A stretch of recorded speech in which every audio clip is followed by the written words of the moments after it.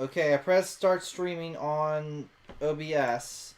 So we should have start streaming. So, welcome back everybody. You're probably wondering why we cut off in part 2.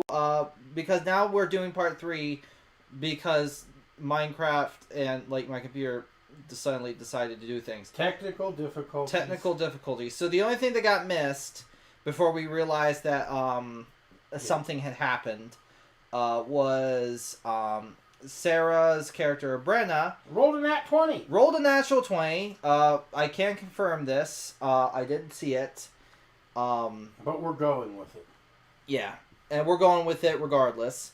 So she was in the middle of taking a look around, but the natural 20 was to see if she had the foresight to basically... Make the dog waterproof. Make the dog waterproof. And with a natural 20, she made that thing so tough that it can tumble down a mountainside and survive.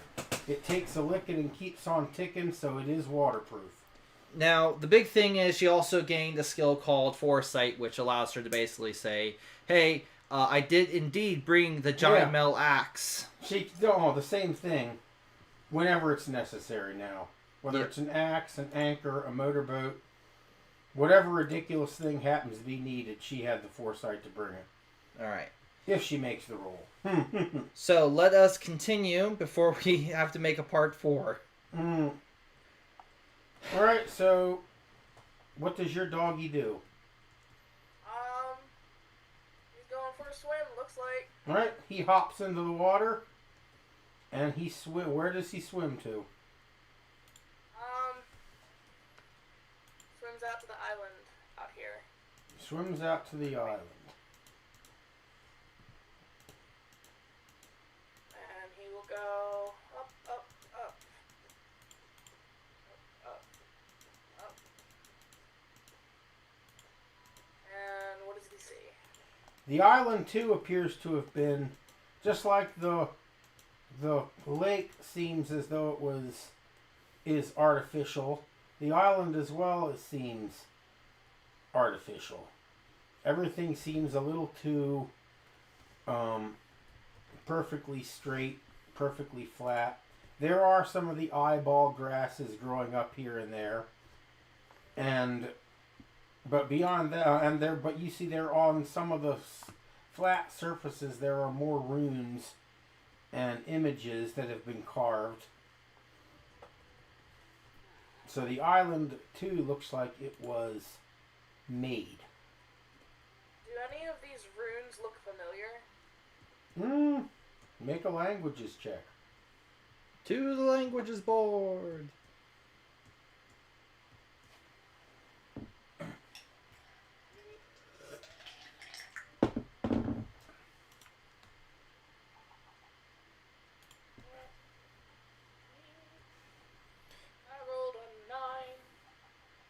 No, they don't look familiar. But they do look old. You would guess that whatever this language is, it is more than likely a dead language. It hasn't been used in a long time. Because it doesn't look like anything contemporary in any way. The Knuckle V was what? Celtic?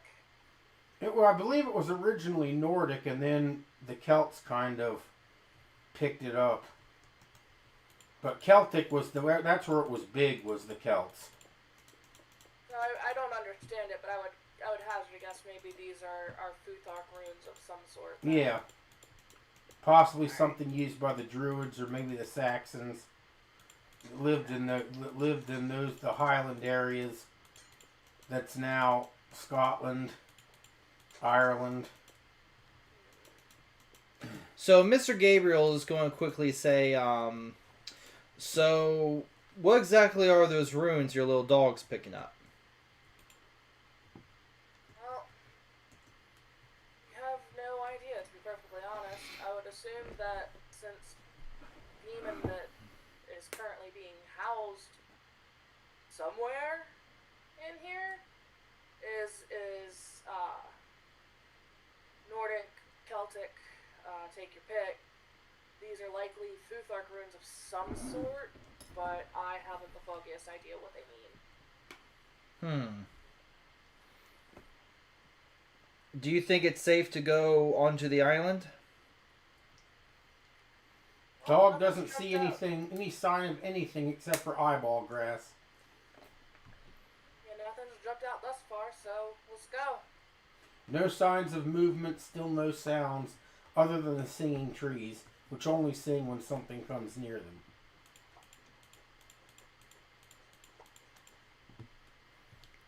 We follow the trail. Tell us if we gotta stop. The trees begin singing as you move past them. The eyeballs look in your follow your movements as you move past them. Beyond that, nothing happens. How deep is the water again? About 3 feet. About 3 feet.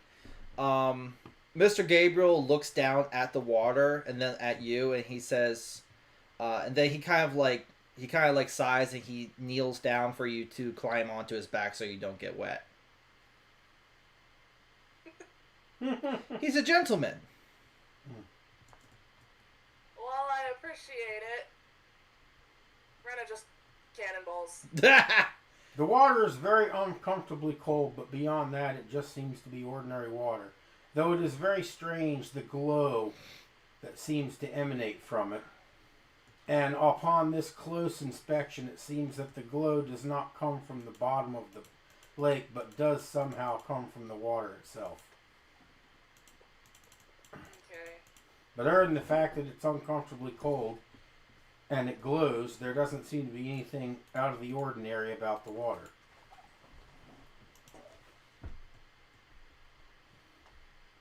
I'm just going to quickly make sure we're still streaming. You just have to check. Once in a while. Yeah. So now you're on the island. There doesn't, other than a few tufts of eyeball grass here and there doesn't appear to be a whole lot on the island. But it definitely looks artificial. There are runes. They're not all over the place. There's just certain areas where you see runes. And since there doesn't seem to be any sort of weather down here, the runes look like they were carved yesterday, even though common sense tells you that they're probably very old. Right. Is there any sort of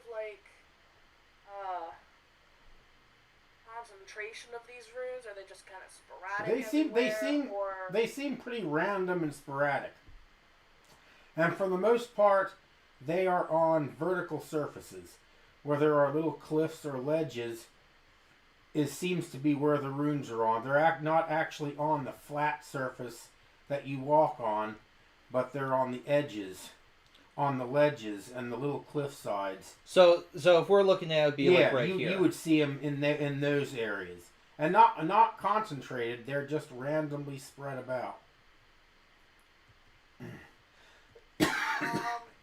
And there's one particular rune that seems to appear more often than others. Oh. And that rune sort of looks like an eye, an open eye.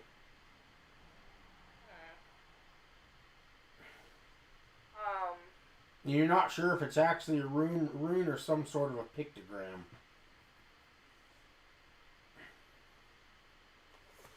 Check something. Is Hephaestus's logs actually recording the video? Or is this area exuding the same effect where video gets corrupted? It is exuding the same effect. Video is not working here any better than it did on the box. And it would seem that this area, in fact, is quite possibly the source of all of these strange supernatural effects that you were experiencing outside the box. Make a leap in logic, both of you. Leap in logic? Make one. Fly, damn it. Thank you. Both make a leap in logic. I'm wondering if the island is sitting on top of something.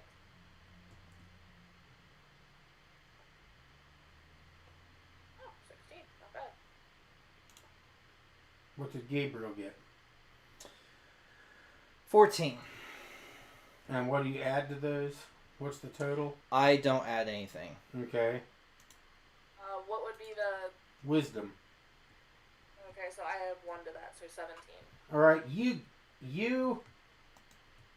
it suddenly dawns on you that this island seems to be the center of this area that you're at, and it would seem that all of this mysterious supernatural energy, for lack of a better term, that's been affecting you, it seems that the island itself may be the source of all that.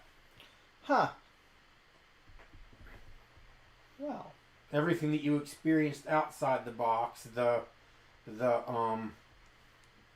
need to open the box, the destruction of video, the unlocking of the box, all of these effects, it seems maybe the island may somehow be the source of all this. Or perhaps the water and the lake and the island all together.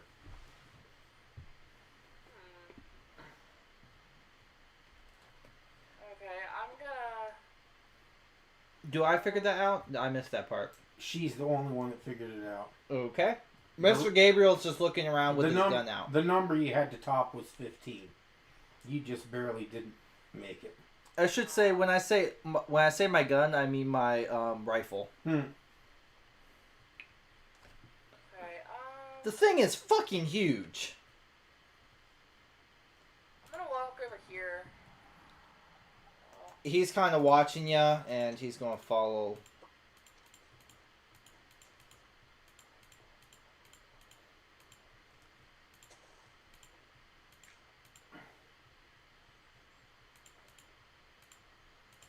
I'm going to make a roll here.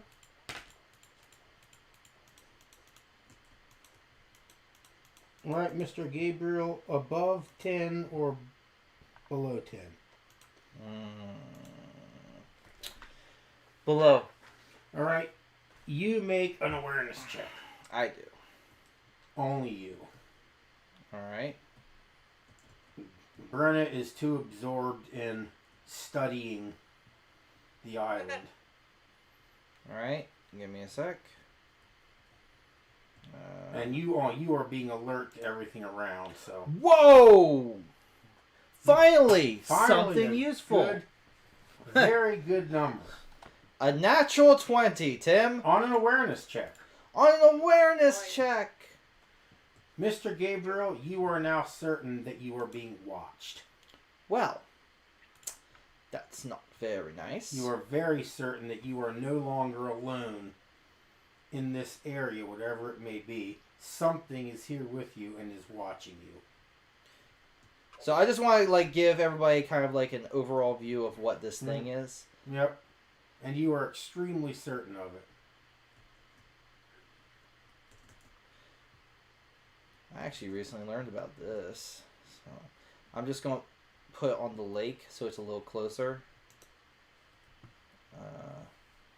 What is that?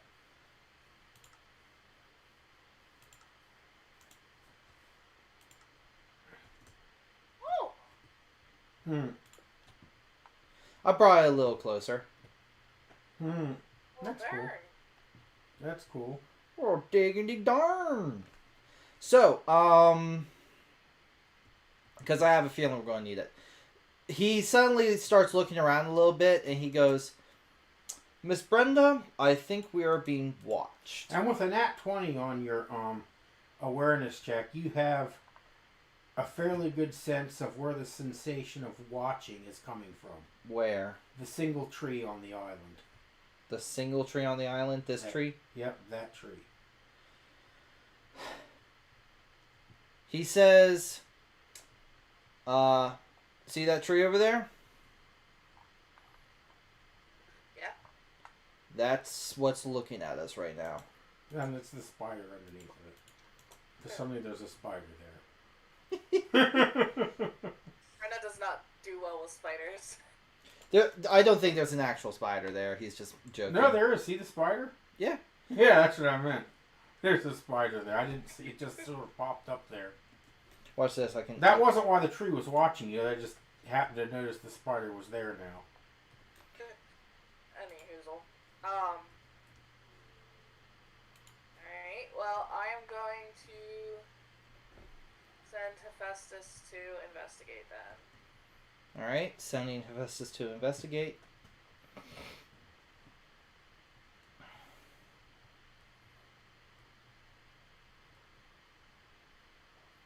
My rifle is trained on the tree.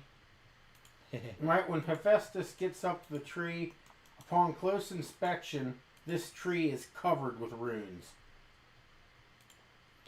And in fact, doesn't look like a real tree at all. It appears as though the tree, the trunk of the tree, appears to actually be carved out of stone. Huh. And it is covered with pictographs and runes, and that eye is seen over and over again. Mr. Gabriel has his rifle on the tree. He then says, "What do you see?" Because he's not looking at your screen. He's too busy watching the tree itself. Right. The tree is made of stone. It's covered in runes, pictographs, all manner of craziness. And this tree doesn't sing when you come close to it. And it's not making any noises like the other one did. No noises, but you make an awareness check. Breno makes an awareness check now. Okay. You want to come confirm? Yep. Give me a sec. Okay, I'm nearby. Ooh. Yeah. Maybe I should not have been here. Right. Maybe it's me. A 12? Yeah. You got good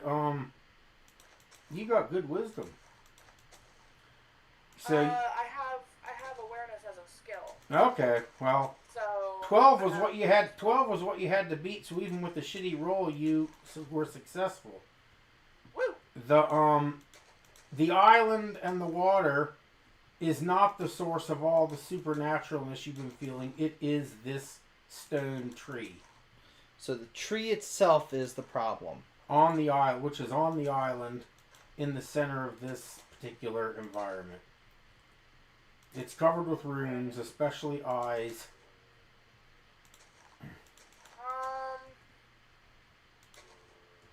He said this is a moon pool. There's a stone tree. Island covered in runes. Do I have enough to make like a leap in logic to see if there's anything in like folklore that I've heard of or can think of? Yeah, you can make a leap in logic. Although I don't know if you're gonna find anything in folklore, because I made most of this part I made up myself. Well, no, I understand like. But it'd be the fictional real folklore. Okay, world, all right. In the Yeah. fictional folklore. Yep. So Make your leap in logic. coming to confirm. Of course, last time. Ooh. Ooh. So that's plus wisdom, right? So 18. Mm-hmm. I turned the trunk into obsidian. Yeah. It works. I figured that would be more fitting. Mm.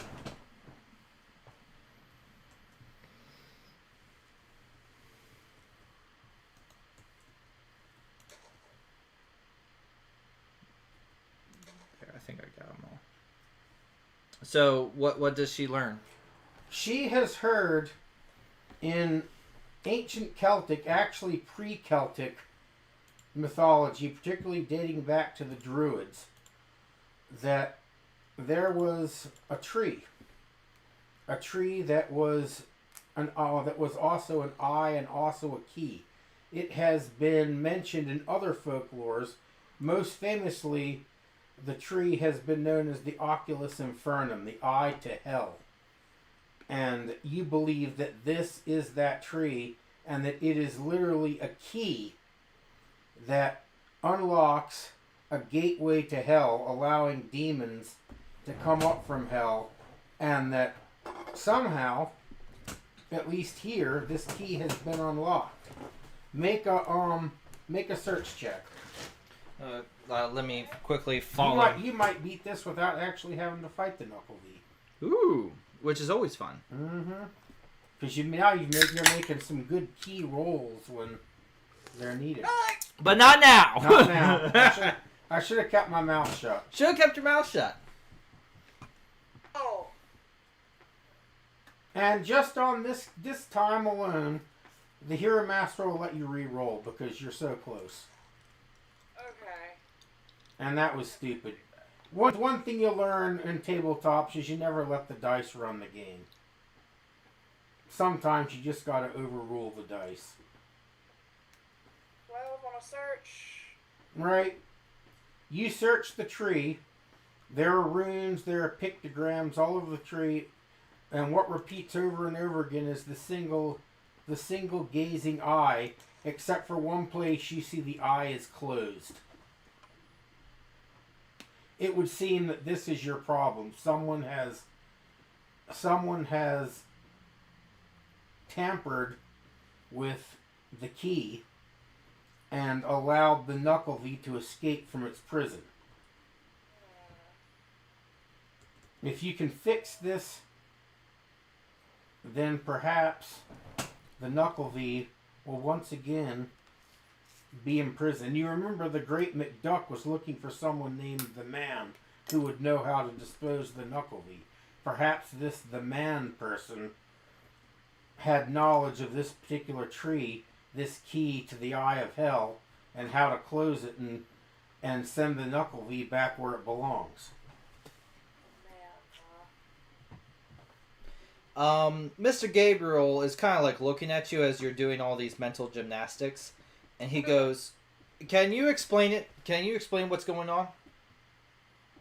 So I think I found the problem. On the tree, there is a single eye that is closed. Now this tree, according to, if I remember correctly, ancient Celtic, Proto-Celtic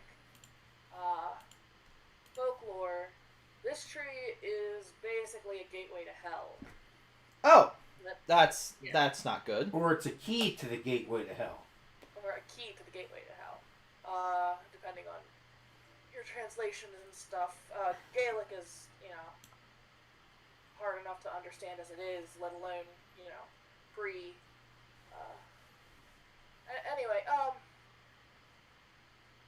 so the eye that is closed, if we can figure out how to open it, I feel might solve our problems, but I haven't the foggiest. He looks at you and then looks at the what is hopping around down there? That is a rabbit. Oh, okay. I'm like, something just came out of the Eye of Hell. What is it? It's a bunny. Kill the wabbit, kill the wabbit. Ozzy Fudd!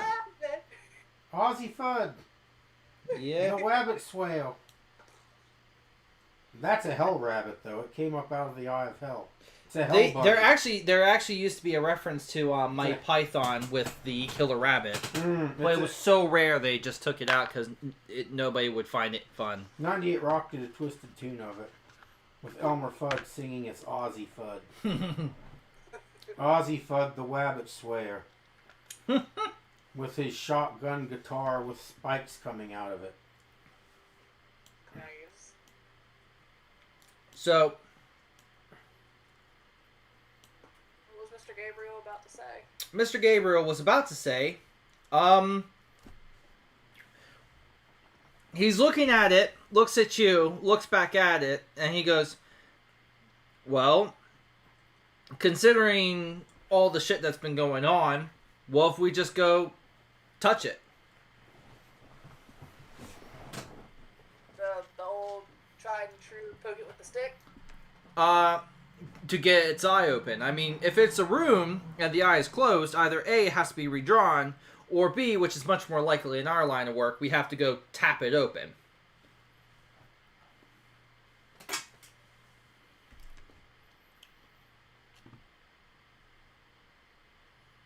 By the way, I want you to know that when I said that, Tim he seems to be having an evil grin over there, so maybe don't listen to me.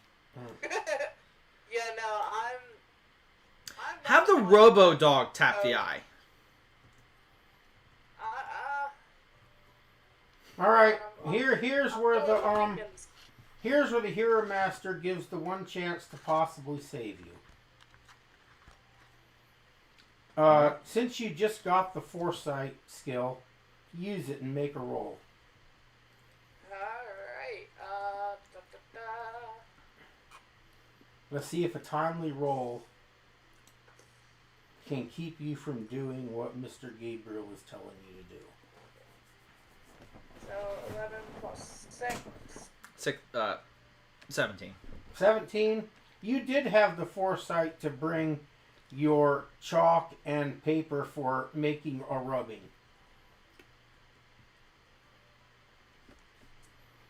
Rubbing.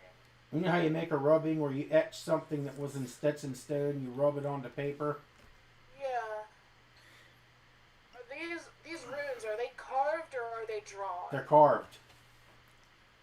That's why you had the foresight to bring the materials to do a rubbing.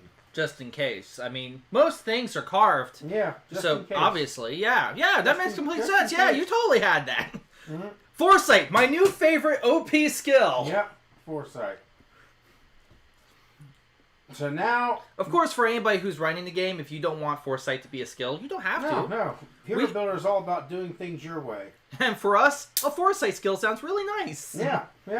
Now she's got to figure out what she's going to do with the rubbing. Okay, I so gave her you the said clues. I gave her the materials. Now she's got to figure it out. Mr. Gabriel's just got his gun trained on it. Or He's- you can take Gabriel's advice. Oh, hell no. Oh, hell no. Hell no. I'm gonna find an open eye rune on like the ground. You said it was on like vertical surfaces. Yeah, and they're stuff, on vertical not from surfaces. the tree. And the eye seems to be the rune that appears most often. Okay, so I'm gonna take a rubbing of that. All right. I am going to very cautiously approach the hell tree. Mr. Gabriel's standing back, but his gun is still trained on the tree and is watching. What is that thing walking around? Which thing? Is that Mr. Gabriel? This? Yeah. No, this is just a skeleton. Oh. How did a skeleton get here? This is Minecraft. Hmm. On. Hell spawn. Speaking of hell, I put the rubbing over where the closed eye is, so that there's now an open eye Over top where the closed eye is. Over top of it? Yeah. Does it do anything? You place the rubbing over the open eye. No, the open eye over the closed Yeah, eye. that's what I mean. The open eye over the closed eye. And when you place it there, the paper seems to stick, and the eye is now open. And all the sensations that you felt of this supernatural presence seem to dissipate at this point. And the stone tree now seems to be completely inanimate. I think I put a band-aid on it. He goes, "Congratulations, let's get the fuck out of here." Now, if you had taken Mr. Gabriel's advice, actually going up and tapping it, the Knuckle V would have made its appearance. And you'd have been fighting the boss. Oh boy. Oh, jeez. So good thinking there. You have succeeded in containment, because the box is now inanimate. It's now just a box. Well, this thing's still in it, so It's still in it, so it's still an SCP, So, but it's no longer this horribly active and terrifying SCP that it had been. of course, it'll have to go through some testings to make sure it's no longer all kinds of muted. testing. It's- Find out if this is a band-aid or if it's a fix. Send someone down there to send a D class down there to rip the the rubbing off the eye and see what happens, and all kinds of fun stuff that the Foundation can do. Because it's definitely an SCP, but it's no longer a Active. disastrously, dangerously active SCP. So, what my curiosity here is, when we come out, has time passed? Like, a lot of time? Because that's usually what happens with these things. Time suddenly, like, we go in, we're only in there, like, for 5-10 minutes, and then suddenly it's, like, been hours or days. About the span of time that you expected to pass has passed. Doesn't seem that this particular SCP has a time loop. It's got everything else attached to it, but apparently not a time loop. And everyone takes 500 experience points for solving the box. Yay! And you did it without actually having to fight the boss? Yeah, that was really good thinking, Sarah. Yay. Well, I mean, I was kind of coming to that realization at some point anyway. I was just trying to figure out. And Mr. Gabriel gets 25 experience for his nat 20. Yay. And Brenna gets 25 for her nat 20. All right. So you said 520, right? 520 plus 25 for your nat 20, 25 for her nat 20. All right. She also gets 15 for the foresight to bring the rubbings, and 15 for the foresight for building her dog so rugged. Did I get anything for resisting the box? You do. You get 15 for resisting the box. And you get 15 for resisting your boss who was taken by the box. All right. So what's the fallout? So what exactly happens after? Because I did initiate that protocol. Well, but when you come out, and they arrive roughly an hour after you come out. After you exit the box, you find that you can lift it easily. It has no weight to it at all. And opening it up, there is no longer, doesn't seem to be a bottomless hole in the box. It looks like an ordinary inanimate box, even though you know very well that it's not. And the Foundation arrives and they take the box away, and they are treating it like it is a nuclear weapon. I mean, there are guards. It is sealed in lead. Mm-hmm. Did once the tree was made inactive, did my dog's video feed? No, none of that came back. Nothing that was done was undone. But did it start recording? But it started recording, yes. The moment the rune was in Yeah, place. it started recording the moment, because all that stuff, nothing that was done was undone, but all of the supernatural effects ended. So we were able to get out. It recorded what was in there, so we're not liars. Mm-hmm. Yep. And of course,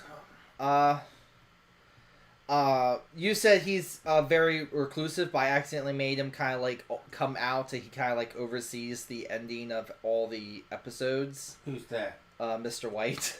Okay. So like You're back at the Foundation. Okay. Well, let's quickly head back to the Foundation then. I need pressure plate. Pressure plate. Back to the Foundation. And the box ended without a boss battle. It actually ended through investigation and Intrigue. intrigue, yes. Which is the second time I have. And finally, some good rolls. Seriously. The way it was going with the rolls, not only was the knuckle going to be unlocked, it was going to kick your ass. Back to the game room, where I need to turn it on to the... I'm going to make my side of the office. So, I'm going to make my side of the office here, but SCP logo. Okay, there we go. SCP logo in the 3rd episode. And we come back and of course we meet up with Mr. White. And Mr. White, he says, I've gone over your reports and the video feed. Where exactly were you? Exactly in Shrek's voice. Good question.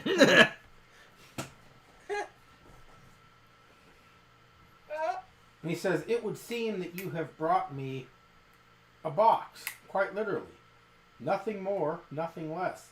There seems to be absolutely nothing unusual or supernatural about this particular item. And yet your video feed clearly shows that you were somewhere else. My best guess is that the place that we were was interdimensional. Mm-hmm. Insofar that the chest was used as a portal to access this place. I don't believe the chest itself has any supernatural qualities. However, the Mr. McDuck character may have found a way to reach that place via the chest. He says, who was this McDuck? Some sort of magician. We didn't really get into that part because shit started really hitting the fan. More of a language barrier than anything else. There are 3 individuals who had contact with him at the location, at that particular town, and Professor Maximilian knows who those people are, so we can find them and interview them in their own tongue and actually get information. He says. I produced the photo album because I kept that. He says, how about this reference to this person called the Man? Is there any? Have you received? Do you have any insight as to that? Mr. Gabriel kind of puts up a finger. And he goes, I might have an answer for that, actually. Can I make a leap in logic? You can. Brenna kind of looks at you and cocks an eyebrow, oh.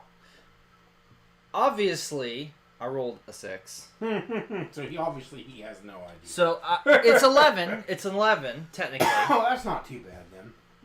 Because I add 5 onto it. So what do you say? What does 11 get me? Not enough. Not enough. I go, it might be something to do with, because all this talk about hell and everything, it might have to do something with the Catholic Church, the Man or something, I don't know.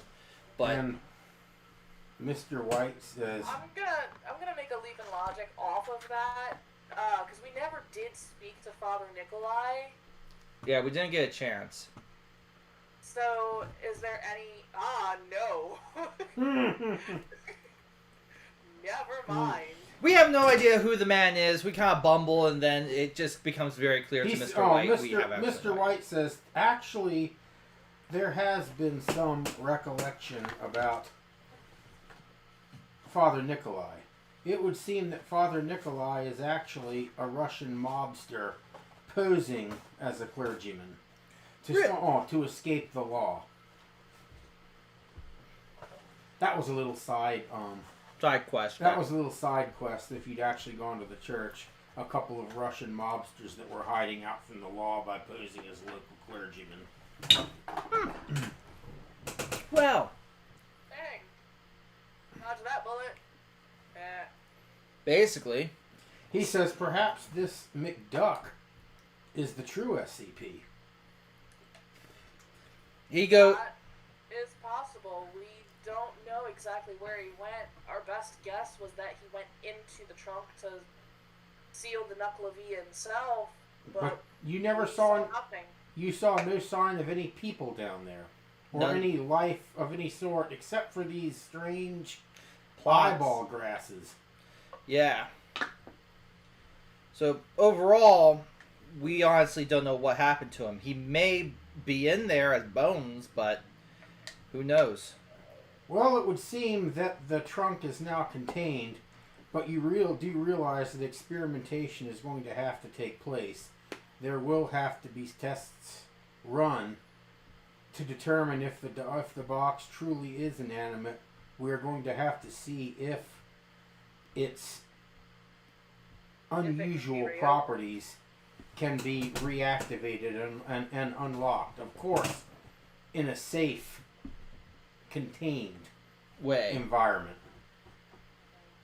And of course, Mr. Gabriel goes, "That's what you guys do." Mm-hmm. And that is where we end the box. Interesting. Well, that took much longer than it probably should have. Mm-hmm. But that was fun. It was fun. Of course, what do you think, Sarah? Did you have fun or did you not? Always have fun. Excellent. I think fun happens because, you make it, Yeah. Every opportunity that I get to do something, I try to make it enjoyable, something, obviously that my character would do, but at the same time... Brenna ended up doing quite well. Yeah, you were doing very well. I gotta commend you on that. That was really, really good role-playing stuff. Like, of course, my character's more like, by the books, like, no, we really should just get this thing out of here. Except for when he's falling over things and breaking things. And I really rolled badly this game. Anyway. I feel so bad, though. I got the old man fired, I stole his photo album, and I punched a kid in the nose. For shame. And then the kid ended up falling down the stairs and breaking his neck. Shame. When you opened the trunk. Oh. Maybe I did have something to do with that. Congratulations, you're a murderer. Anyway, next time on Dragon Ball Z... Nah, I'm just kidding. Trying to think here. So, do we have a cutscene, Tim? No, we don't have a cutscene. By the way, for those who are wondering why I suddenly went into like third person, I'm looking. Tim's looking at another monitor. He's looking at my character. So Tim, wait, come on, you got one. I know you got one. Nah, actually, I don't have a cutscene. Oh, you don't got what? What's a Hero Master without a cutscene? You want a cutscene? You think of one because you didn't unlock what would have, you didn't unlock what would have brought about the cutscene. Because there was a cutscene, but you never unlocked it. You never explored the bone pit. Oh, that's right, the bone pit. Yeah, you never explored the bone pit. Oh, the well. Cutscene, the clues as to the identity and importance of the Great McDuck and the man were in the bone pit. Damn it. Oh. Oh, well. But such is life and the game of roleplay. Okay, there is a cutscene. Oh my god! I just thought of one that I can do. That I can do in spite of the fact that you never got into the bone pit. Yay! We see Stairsborn. We see Mr. Maximilian Lenz. He has rehired the old man. They are making some amends. There's just been a funeral for poor young Marco, who has died, and it's a rainy day up in the mountains. The paths are muddy, the streets are muddy. The sky is heavily overcast. It's a very wet, soggy, unpleasant day, and a stranger comes in, walks into the Stairsborn Inn. He is dressed in an overcoat and a hood that covers his face. He's completely soaking wet because, of course, it's raining outside. And he goes up to the front desk where Ada is sitting, and the two speak in her native tongue.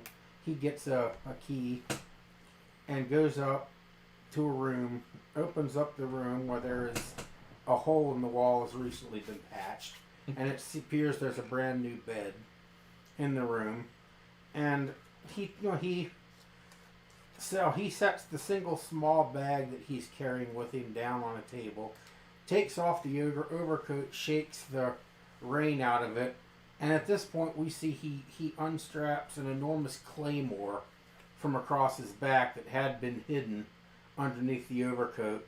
It is in a scabbard which is covered with ancient Celtic runes. And he sets that gently, almost reverently, down upon the bed. And we hear a knock on his door. He turns around, the hood and the overcoat is off. He is quite a good-looking man, very tall, very powerfully built, long red hair that is currently a bit messed up, which is gray at the temples. His eyes are a very, very bright and striking blue. As he turns, goes to the door, and opens it, we see young Ada there, and she speaks in her tongue, and then he nods, shrugs. Maximilian Lenz is behind her and says, "I'm sorry for the intrusion, sir, but Ada forgot to take down your name." And he looks and says, "I am the man." Ooh. And that is where the cutscene ends. Interesting. My guess is we're going to have more run-ins with the man. Yeah. I'm building an overarching storyline. So, Beside just a single SCP. So, thank you very much, everybody, for watching. I hope you enjoyed that cutscene. Please like, share, and subscribe. And we'll see you next time on SCP Acquisition.